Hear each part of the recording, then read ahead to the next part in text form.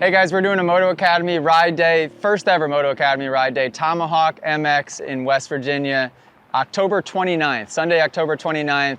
Moto Academy members, if you're subscribed inside of the app, you ride for free. So come join us, October 29th, Tomahawk MX, Moto Academy ride day. So yesterday, Mom, cover your ears. Yesterday, you said that you would like to be a pro dirt bike rider? Yes. Do you both know this? Yes. Okay. Mm-hmm. What do you have goals? Do you have like because I remember like in school you would always have like school projects. What do you want to be when you're older? All this type of thing. So what do you say? What do you tell people? What do you think? Just that you want to be a pro dirt bike rider, or do you get specific? Yeah, I usually just say like I want to be good at dirt bikes, or I want to make it to a higher level or something like that. I try not to get too in detail because a lot of people, they don't really know about motorsports because most of them, they either do ball sports or they do games. So they don't really know much about motorsports. And so what about when you're talking to your family or when you're just thinking about it? Do you just think and talk and say, it would be really cool to be a pro dirt bike rider one day? Yeah, mostly I'd say like it's still really cool to get to the top level, but I want to at least be on the top level to where people, they recognize me and they feel some type of way about the way I ride, or they want me to win, or just something like that. Cool. Supercross, motocross, have you thought about that? Both? I've never ridden Supercross before, but from the looks of it, from right now, I think I'd be more of a motocross guy. Okay. Because I don't like jumping that high. You don't? No. Well, the jumping is the easy part. Yeah. We need to get you training some Supercross soon. As soon as we have a facility, we'll get you training some Supercross. One tip I do. We semi-do. That night pad, that is Yeah. a 10-down Supercross I've track. jumped like a quad, kinda. Yeah, It's like a small tabletop. It's about bigger, maybe about it's big. from that chair to 70 footers. this. That's like the size of one table, Yeah. and then next. So one table is probably from that chair to about like right here, and then the whole thing. Just the one table? Yeah, the table table? No, the one table, like Yeah. the first Yeah, tabletop. it's about the size of this van. It's like two of these vans.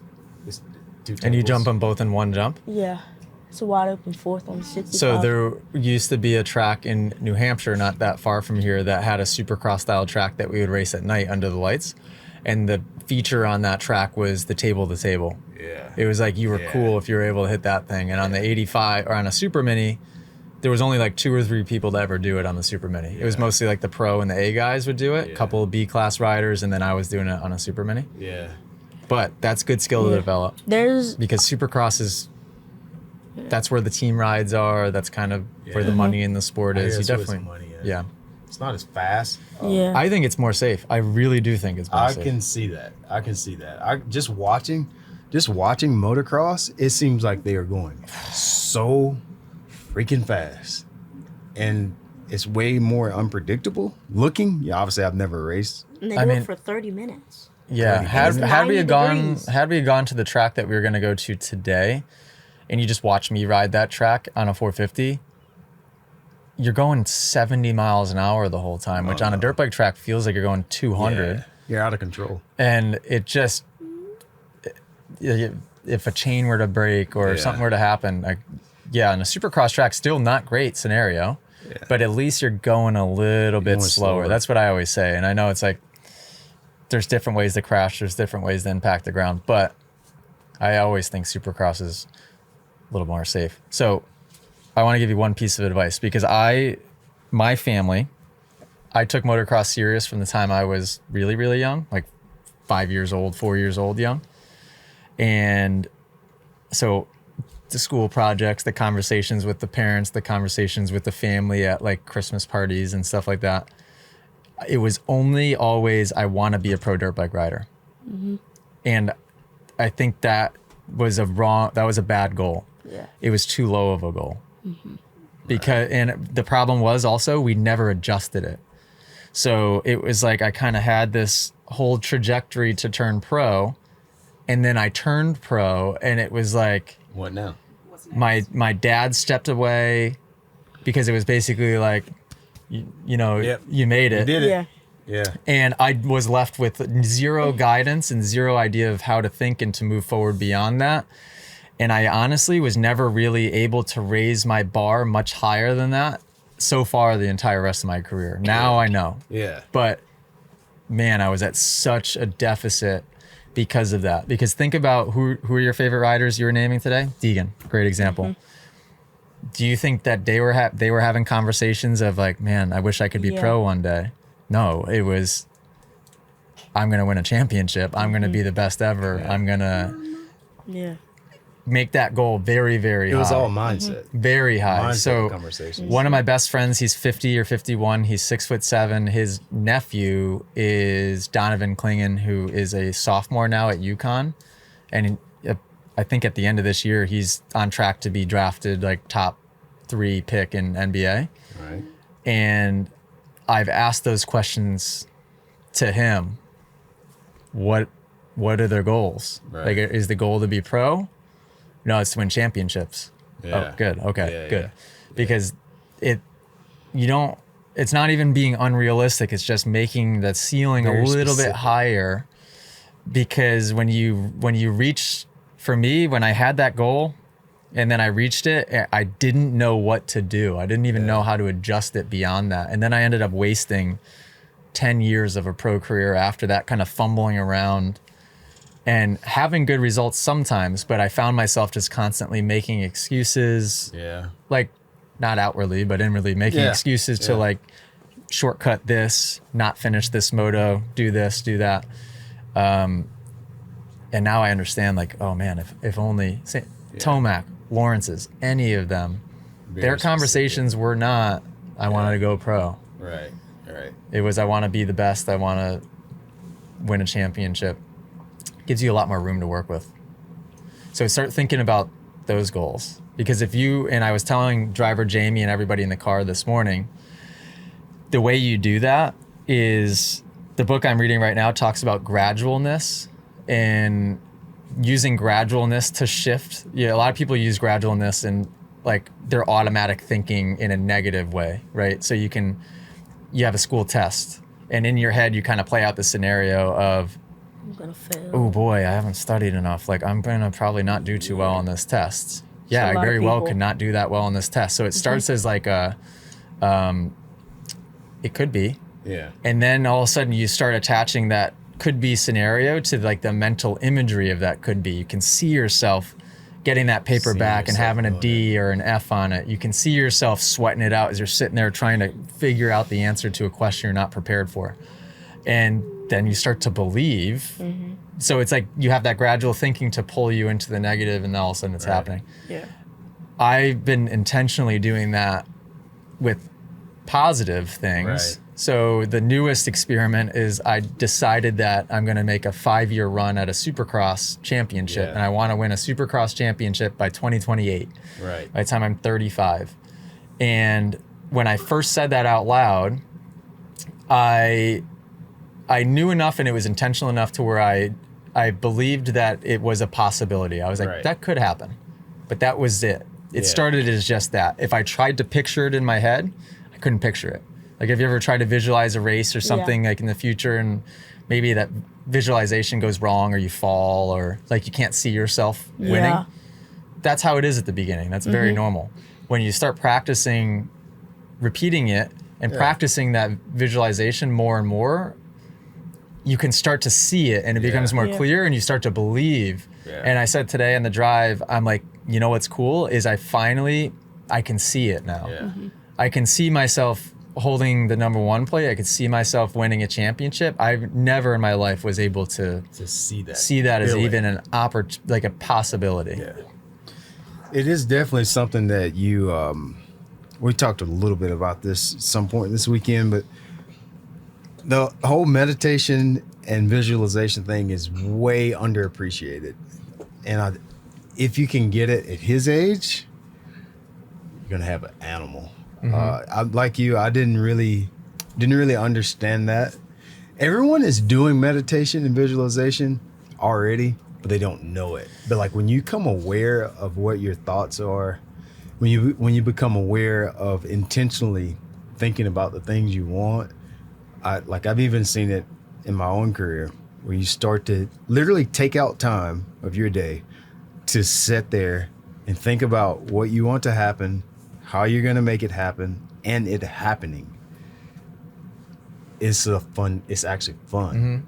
Like you said in the beginning, it seems almost like you're gaslighting yourself at first.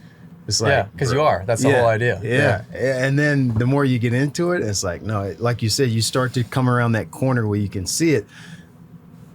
It's just not that sexy to talk about. So like everybody wants to talk about something that they can go and buy, but that part of we're reading a book now. Yeah. It's, What book? Mental toughness Is for it young athletes. great?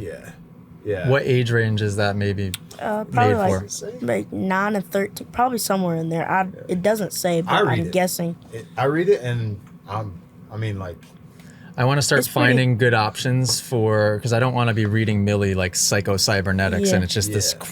No, this one She's gonna be this like, one what is the- good. Yeah. There's another one too. What's the other one? The baseball book? It's Win the Next Pitch. Yeah. The most important pitch is your next pitch. Same thing, and it tells stories to get a point across, which is better. I mean, Did Kobe Bryant have anything? Did he write anything? I bet he did. I should look into it. I don't. Have you know ever the listened to author. him in like podcasts Yes, and stuff? yes, Holy cow! yes. I had no idea when he was alive. I had no I idea. had no idea. Matter of fact, I was not even a Kobe fan until I found all the content before he passed away.